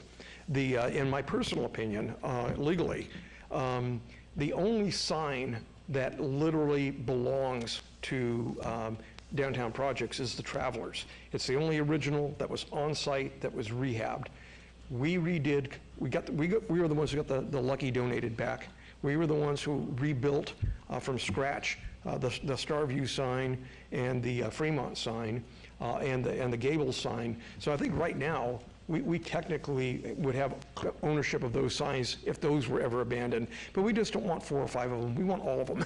So if something happens, I'm going to try and cut a deal, which I don't think will be very hard to negotiate, that we will get the signs at the end of the day. But that has not yet been accomplished, Commissioner. One of the concerns that this commission has had over the last couple of years and funded a research project on auto courts and motels is their future. A lot of places like Boulder City, motor courts are alive and well, and less likely because they don't have Resorts World, which just opened in all on the other or Cirque on Fremont Street. So the future. How would you describe the motel industry specifically in South Las Vegas Boulevard and East Fremont? Is it uncertain? Is it endangered? Where would you put that? It's troubled. Let me put it this way. Let's break it down into segments. The first segment are these blocks that we did, and those buildings have been stabilized, and they could be rehabbed, and they could be part of a better project, and they're unoccupied, and they are secure. They're not only secured by our Las Vegas Marshals and Metro, but Downtown Project has their own security team there too. So we feel pretty good about those. Then you go down a couple of blocks, and then the only thing you see is the Desert Moon. It's been rehabbed and it's open, and you can rent a room there tonight. And so as long as it's open and there's traffic there, it's less likely it's going to be broken into. As we get down further, something very disturbing is happening, and I brought it to the attention of some of the Clark County commissioners. You've got a large homeless population downtown, and you also have Share Care down there. It used to be Veterans Village. And Arnie Stock is a great friend, and he does a fantastic job managing that. It's clean, the food is distributed properly, they have curfews, they have security, they have programs for people that need help and blah, blah, blah, blah, blah. But the county, in their infinite wisdom, has decided to look at some of the motels and rent them and put homeless in there as temporary shelters. And I've raised hell about this because I think that this is a huge mistake. If it's not controlled, First of all, even controlled, it's not a good idea. But without curfews, without security, without the things that are offered by a provider like Arnold Stock, you've got a situation that could potentially turn calamitous. And so I've been keeping my eye on that and doing my best to intervene, but you know the relationship between the two governments isn't always the best, so. So uncertain would be a fair category? That would be the very polite way to put it. Okay. One last question is really just a minor point. I noticed in most of the signs you put up, AAA is there. Did we have to get permission from AAA to use their logo? And because it's obviously the motel is no longer there. Gosh, I hope not. Oh. Because I didn't. we just always assumed if it was on the sign, we could just continue to use it. All But right. so. Okay, great. Further questions, comments? Please. Brad, great to see you again. I just want to say thank you for all your great work and super report. And I'm excited. This is something Las Vegas should be very proud of. And I'm just grateful to you for what you're doing to preserve this type of thing. Thank you, Commissioner. Thank you. Thank you. Further questions, comments? Yes, this is Commissioner Long. I see where you documented the restoration through photographs. Did you also document it through video? Because I just think the whole project would be really neat as a documentary to know, like you're telling us now, just even discovering what the original paint was and the work that you had to do to find these photographs and things like that. That would make a really interesting documentary. We did. Three things, actually. There is currently, I think, a city project to look at this, but initially when I started, I hired a videographer from Los Angeles to come in and do video of where we started and a lot more background. I should have brought it today because it's really kind of a cool little 2-minute teaser reel. But we did drone flights overhead. We did all this stuff to kind of document where we were and where we were going.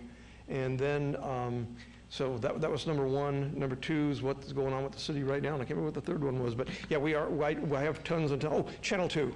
We've been using Channel 2 at the City of Las Vegas to go out once in a while with their cameras and capture video. So all of this remains to be assembled into some kind of package that would be, an overall view, but we haven't captured it. Brett, Levine for the record. Could you address Las Vegas Boulevard from Fremont down to Sahara? And I mean, someday the road construction's going to end. It seems like a lifetime of redoing it, but it's coming together now. I mean, the final pavements and stuff are coming in, but there hasn't been a lot of business development or anything happening on the sides until the road gets finished. It's funny that when we did Main Street, it took a lot longer, I think, than anybody anticipated, and you almost saw a death of businesses on Main Street. El Sombrero, a good example, that had been taken over and rehabbed, and it was sold right afterwards. Las Vegas Boulevard is a little bit the same way. It's so difficult to traverse that street, but when it's done, one of the first things you're going to see open is the old, I call it the old Nevada Savings Building, Primeric Bank Building. It might also be called the Post Office Building, the building on the corner of Carson and Las Vegas Boulevard. That's also a J. Dapper project, and that is fully funded, under construction, and it should be done about the same time Las Vegas Boulevard is. And then you're going to see neon signs, authentic neon signs, some that the city had in their inventory, some from the Neon Sign Museum. They're going to line the entire boulevard down to Sahara. So if this project comes together the way it looks on paper, it's going to be stunning. And it should promote new businesses on Las Vegas Boulevard. Is that a fair assessment? Further comments, questions, Michelle? Yeah, Commissioner Laramie, just to add a little bit to Commissioner Long's comment, I also had a question about in the future, a future phase possibly, will there be an interpretive element so that folks, walking on the street, whether this lives on a website or on some sort of, interpretive plaque or something, just so people really understand the course of history and, how Fremont Street has changed over time and what decisions specifically were made to bring certain elements back, and just kind of understand that that they're new and that they're not original. And so they don't get a false sense of history, but a true sense of what has happened over time. I agree. First of all, there's been a lot of talk about what to eventually do at the very end of the project to make that history available to the average person walking down the street. And one of the ideas I think is very, very clever. If you look it up, don't do it now, there's a series of wines you can buy at any liquor store called living wines. And what they do is you download an app for your phone, and then you hold it up to the label of the wine bottle, and the label comes to life and it tells you a story. And so you can use that very simple in-the-ground today technology to do something at each of the buildings where you could just hold up your smartphone and boom, up would come a video saying this was built here, this was built there. It's disturbing to me that when they put those little plaques in the street, Binion's opened and blah, blah, blah. It's in front of the old Sears store. It's nowhere near where Binion's opened. And so it does kind of give a false sense of, is this the original horseshoe or is this just a plaque? So I think you're exactly spot on right. We need to get this right. Brad, thank you very much for all your work. Thank you for all your time. In the past, and look forward to your continued volunteer work with the city on the whole enchilada, which encompasses more than East Fremont Street. So thank you again. Look forward to your next report. Thank you, Commissioners. Thank you. Let's move on then to item number 8, which is HPC 210354-HPC1, report by Dr. Diane Siebert, Historic Preservation Officer for the City of Las Vegas regarding historic website update. Thank you, Seaburn, for the record. So I moved over here because this is the only way I could access this, the internet. So this is our website that, keep in mind, it's a work in progress. There's going to be many more changes. This is not completely done.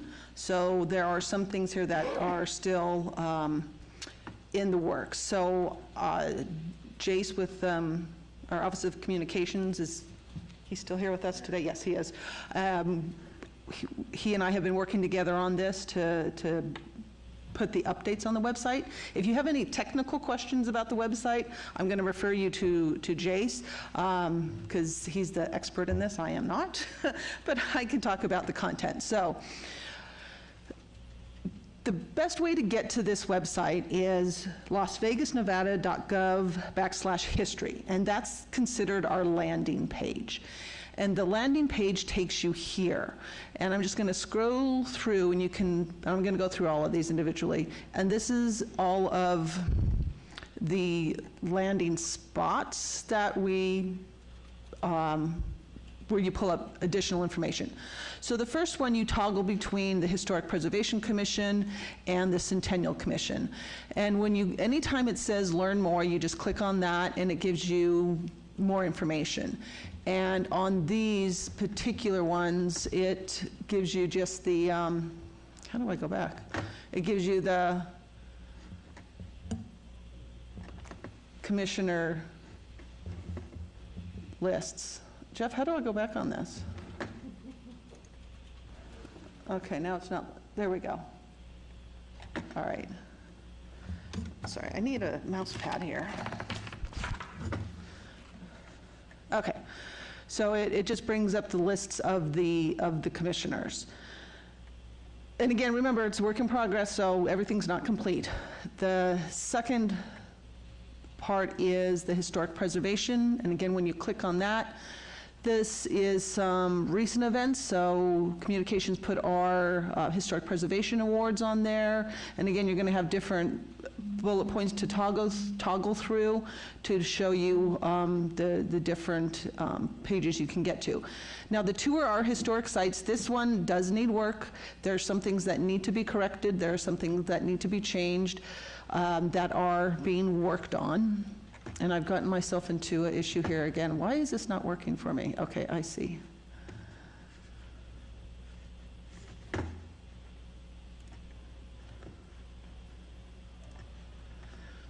And as you go through, and I encourage everybody to look at this on your own time, and again, send me your suggestions of anything that does need to be updated. I know that a couple of the commissioners already sent me some suggestions. I believe that was in early 2020, that, again, some of them have been changed, some of them we are still working on. This is where the bulk of our information sits for historic location brochures, as well as resources such as nominating a property for historic designation classification, certificate of appropriateness application, as well as there's some maps here. Again, the maps need some work, so we'll be working on those as well. Go home. That's not where I want to go. I'm sorry, I should have been on this computer earlier today. I'm having an issue with the mouse here.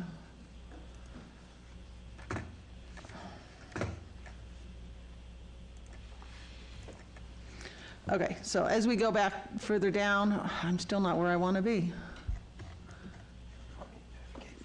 Maybe Jason's here to help me, sorry. Go back to history? Yeah, go back to history. Yeah, see, it's not just me.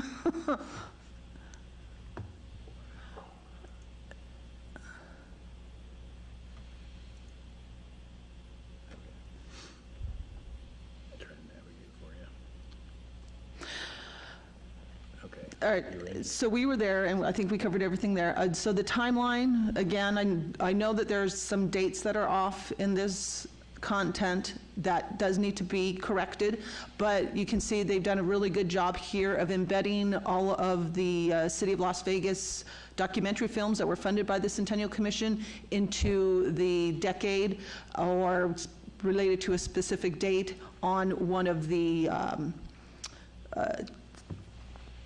either a house or a building or an event or a section that does give a bit of a more information on that particular item.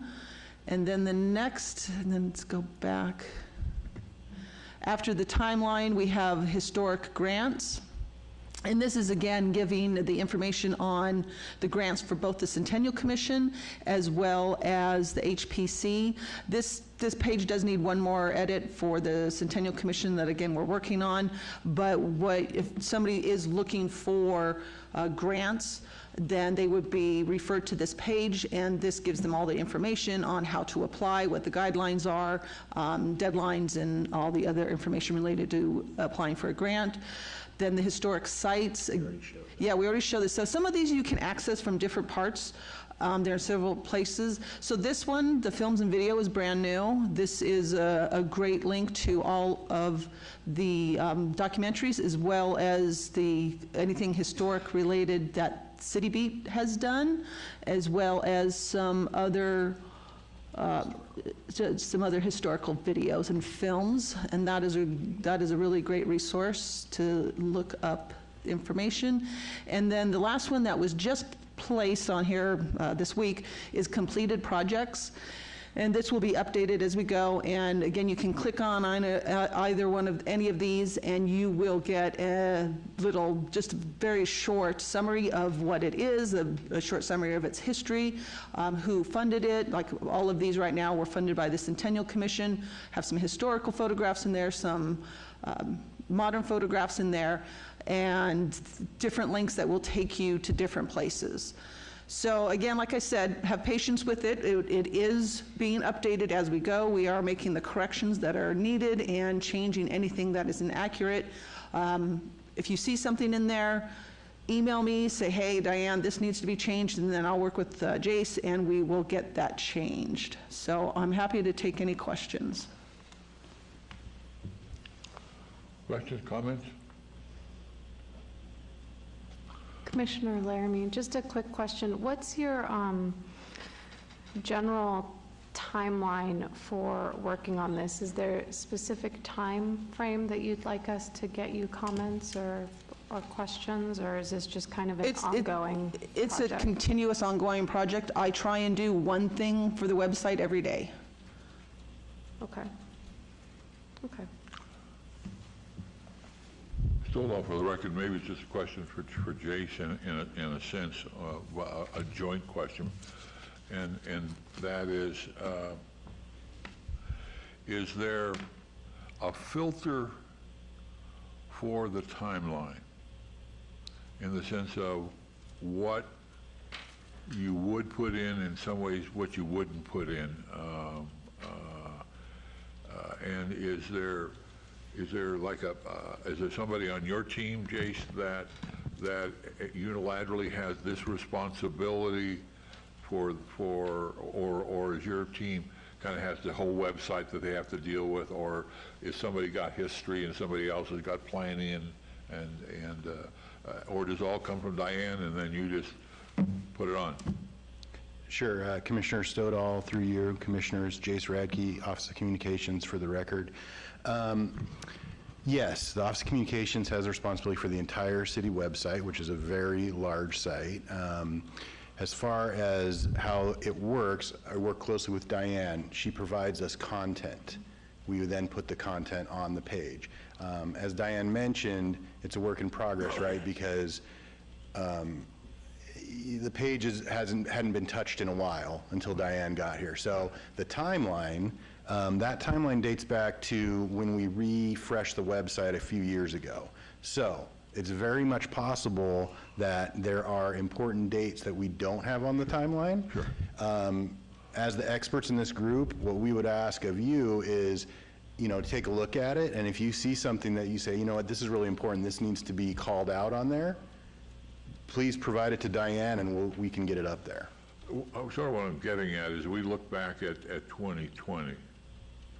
Is there something important and a historical event that occurred that we would want to put on the city's website? And so therefore it's already been defined as the city's website as opposed to an international website. We'd certainly want to have the opening of the CERC. I mean, that was a significant piece of what occurred in the city of Las Vegas. But then we wouldn't want to put my birthday on there. And how do we choose? There's got to be some sort of filters, and I'm wondering if your team or working with Diane is a filter. As we look back each year, there's one thing we got to put on our website. Or now all of a sudden we find a piece of history from 1945 we didn't include, but it's important. So how does all of that get together? Yeah, Commissioner, through you, Jace Radke again, for the record. We are a filter, yes. The Office of Communications is a filter for the city on all manner of things, not just the website. So yes, what we would probably do, now that you bring that up, it's a very good point about CERCA, we would sit down with Diane, look at it and say, okay, as our expert, what should we add to this? Then we can add it, bring it back before you so you guys can have input, that sort of thing. Yeah, and then of course the question is when the Four Queens opened up, that was a gigantic story for really a redevelopment of downtown Las Vegas. Then do we put when it closed? So there's a lot of questions. Is it just a marketing website, a timeline, or is it a serious website? Should we have links on each of those things that somebody can press to go to if they want more information? To me, when I looked at the websites or the timelines that are currently available in Las Vegas, you do that and you get the Las Vegas Sun. Factually, there's a number of mistakes, but it also ends in 2012. It's not refreshed. You go to the counties, it's buried, it's hidden, it's no longer used or updated, but you can find it deep down in the Clark County Museum. So for me, of all the things we've got, there's a real opportunity for the city of Las Vegas to stand out with a really energized timeline that people can use and touch and click and find wonderful things about the community. So of all the millions of things you have responsibilities for, I think there's a timeline is something that should be moved up on the priority list. So thank you. Further questions or comments? Diane, any more on the website at this point? Other than you would certainly like as much input as this commission is going to give you on opportunities. Yeah, absolutely, yes. Okay, great. Jace, thank you.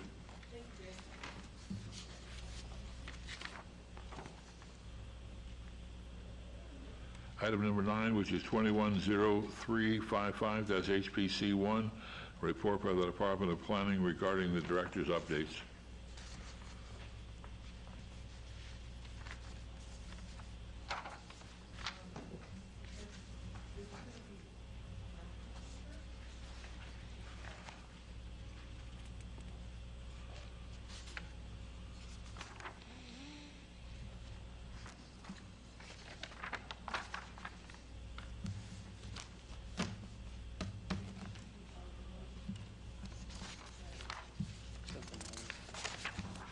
Okay, Seaborn for the record, and I'm sorry, I mislabeled this slide. This should actually be item number 10.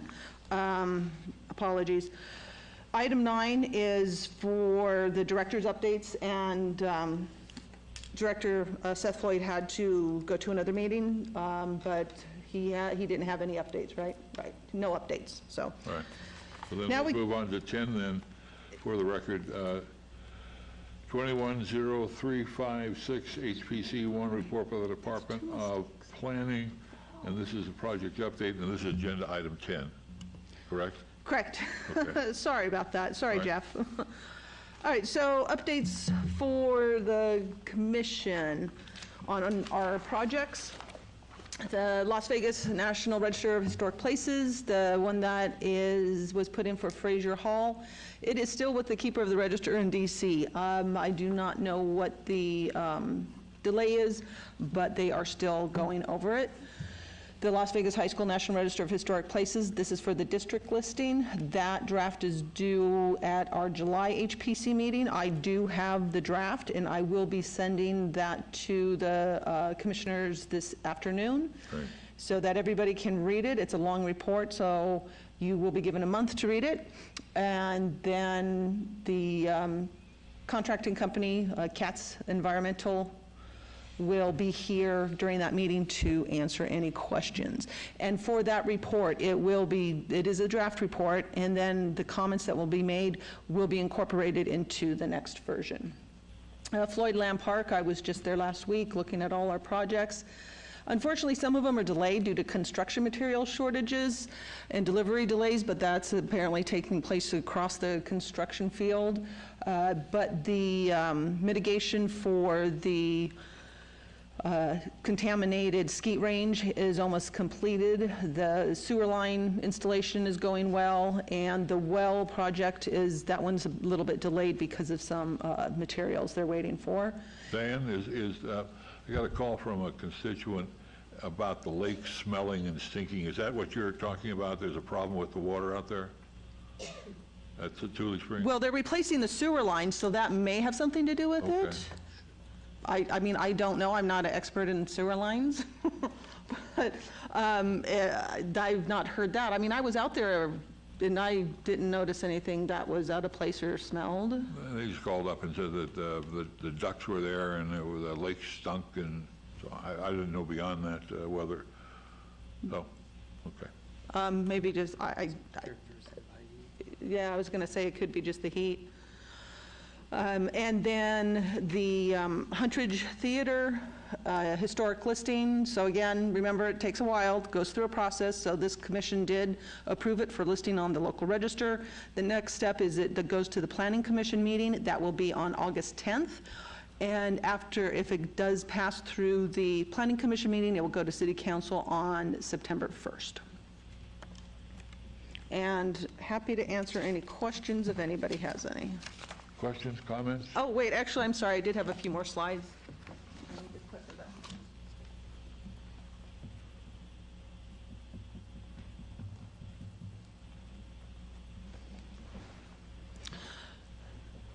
The Helen A. Tolan Historic Plaque Ceremony took place on June 9th, and Chairman Stodel was there to give remarks, along with Councilman Creer.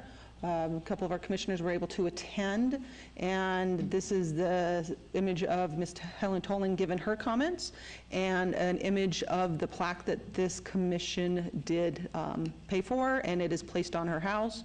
And she is very thrilled and happy with it, and she is very excited to be the first recipient of our historic marker for historic listing. Centennial Commission funded projects, to give you just an update on those. So the Mob Museum Educational Outreach Vehicle, that one, again, everything was delayed due to COVID. This one has been completed, and they are presenting their final report at the July Centennial Commission meeting. The Harrison House is in progress. They were given an extension to the end of the year, but it most likely will be completed before the end of the year. And again, this is just the replacement of the windows and the doors and the restuccoing of the house. And the Centennial Commission did recently fund a couple more projects. The City of Las Vegas Archives and Records Center digitization project, and this is the Archives and Records, or ARC Center.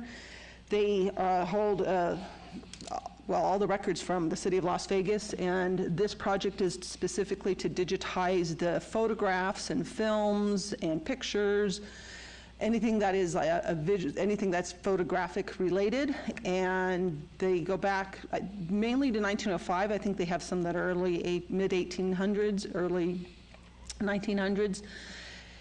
And that project will be starting after the project is ratified by City Council next month. Parts 4 and 5 of our documentary film series, The City of Las Vegas, the 1940s and the 1950s, those were both approved by the commission, and they have gone through the approval process through City Council. And they will be released on May 15th, 2022 and May 15th, 2023. So now everybody has plenty of notice that keep that date open for the premiere.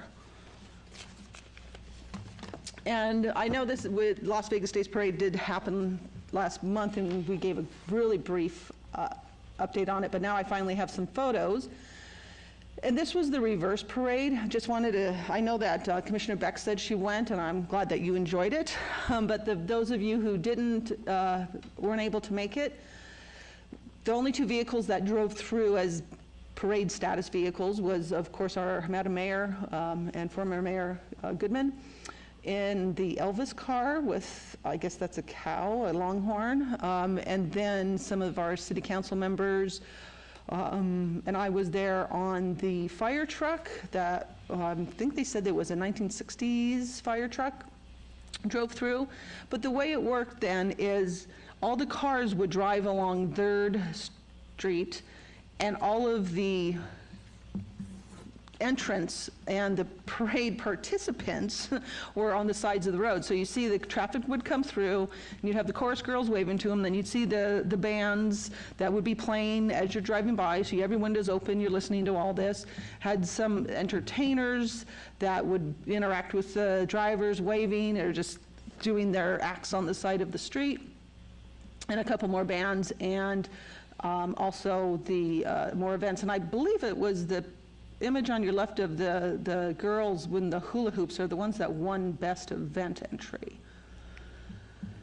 And don't forget, send me your lists of the 11 most endangered sites in Las Vegas by tomorrow, June 24th. I have received several already. I think we have a really fantastic list right now that we will be talking about and voting on in our July meeting. But anybody that wants to send me more information, please do before the end of the day tomorrow. Now I'm done, so I'm happy to answer any questions. Further comments, questions? A lot of great projects that are in place, and thank you for the parade. How did it go overall? People loved it. I'm sorry, Seaburn, for the record. The feedback that Parks and Recs got was all positive. Everybody thought it was fantastic. They could stay in their car. They enjoyed that some people that maybe would not be able to attend a parade were able to see the parade. Again, it wasn't a parade. It was a reverse parade or a standing parade. But yeah, it was, I didn't hear one negative thing about it. So people really enjoyed it. Any sense it's going to take place next year or back to the original? It's next year, it's back to the original. All right. Let's move on then to item 11, 210357-HPC1, report by the Department of Planning regarding historic and archaeological resources in local and, in this case, international media. It's even for the record. The one thing I did want to point out, which I'm not sure where this came from, so the very first one, Vegas Before the Sin, is actually from the United Kingdom. Right. This is a book that was published in 2002, and I don't know how England became interested in that book specifically, but I thought it was very interesting that there is worldwide interest in what we do. Well, I thought it was great. I was want to point out that was a nice link. If you haven't gone to that link, it's just an interesting way that they did the visuals, and And of course, there is a great interest in England, in Las Vegas. There's a lot of connections between the two, but thank you for finding that. Yeah, I thought it was interesting. And then just some of the others, again, remember that this is produced well before most of these projects have now taken place, such as the local Asian Pacific Islander histories, when it was American Pacific Islander Heritage Month, and that was in April. So a lot of these are from our April articles. But like I said, the most interesting thing was the article from England, and then there was just an interesting little article about the El Cortez Hotel. Great. Question, comments? Hearing none, let's move on then to item 12, which is 210358-HPC1, discussion regarding topics for future agenda items by the Historic Preservation Commission. Comments made during this portion of the agenda by individual commission members shall refer solely to proposals for future agenda items, and any discussion shall be limited as to whether or not the proposed item or items are within the purview of this commission and whether or not they should be placed on the agenda. No discussion regarding the substance of any proposed topic shall occur, and of course, no action shall be taken on the proposal. Is there anybody that'd like to have anything on the, yes, Commissioner? Yes, Palancar for the record. Here's where I'm a little concerned and worried. We've had items put on future agendas, and then we never hear from it since. And one of them that disturbs me is the Zach Baggins Museum. We were so concerned about what color his paint was going to be at the back of the museum. Right. And because it used to be part of that lawyer building then. And then all of a sudden that's gone, and the museum's operating, and then the house was built next to it, the big black house, and that never went through us, and in reality, that really was part of our historic district. It really was, so I don't know how it slipped through or where the pay got in or what happened, but I'm still concerned to find out how that could be, how any of that could take place on the corner of 6th and Charleston. It was wrong that it went through, because that was all historic district. That was June's house that he turned into that black house. And somehow they say that was not part of the historic district, and they have maps on that, but that's not true, because I have the maps that show it was. And So the specific, this is on item 12, this is on a topic Pass. that you want to put on the next agenda. Please. Okay. And of course, there's a challenge, and I think that that the commission doesn't quite, there's a timing issue. So items that we're asked to put on the next agenda because of the process that's been placed in the city, the next agenda has already been almost finalized 2 weeks ago. And unless it's an emergency situation, I don't think we can change that. So what we'd be looking at would be on the August agenda to deal with this topic. So if we can get that on the August agenda, that would be great. Well, it was a very important piece of information we were going over at the time, and it seemed to me that the paint, Commissioner Laramie was part of that too. The paint was a big concern to what they were doing back there, and then all of a sudden, nobody cares about what they're doing. And the house, June's house turned black. So we'll make sure we get at least an information item to get us up to speed where we stand and what's taken place since. Do you remember when that was roughly? We were talking about it. It's been over 4 months, so Okay, all right. well over. Any other items on the agenda from the commissioners you would like to see on the August agenda? Commissioner Laramie, these don't necessarily have to be on the August agenda, but just a couple suggestions. So now that the master plan has been approved. I'd like to just kind of get a presentation on what some next steps are once those are kind of finalized through the planning department. I know that you're going to be diving into sub-area plans, and so depending on how the city is prioritizing those, there might be some discussion that we want to have at the HPC. And then I'd also like to recommend potentially using some of our, or a discussion, I guess we have to have a discussion first, to schedule a training for the commissioners for design review. We have a lot of new commissioners, and I know we have some big projects coming up that we're going to be reviewing, and so I think a training would be great. And so if we could have a discussion for how to do that, that could be in August. Great. Okay. Then let's move on to item 13, citizen participation. Public comment during this portion of the agenda must be limited to matters within the jurisdiction of the commission. No subject can be acted upon by this commission during this part of citizen participation. If you wish to be heard, come forward and give your name for the record. The amount of discussion on any single subject, as well as the amount of time any single speaker is allowed, may be limited. Would anybody like to speak at this point? On the phone?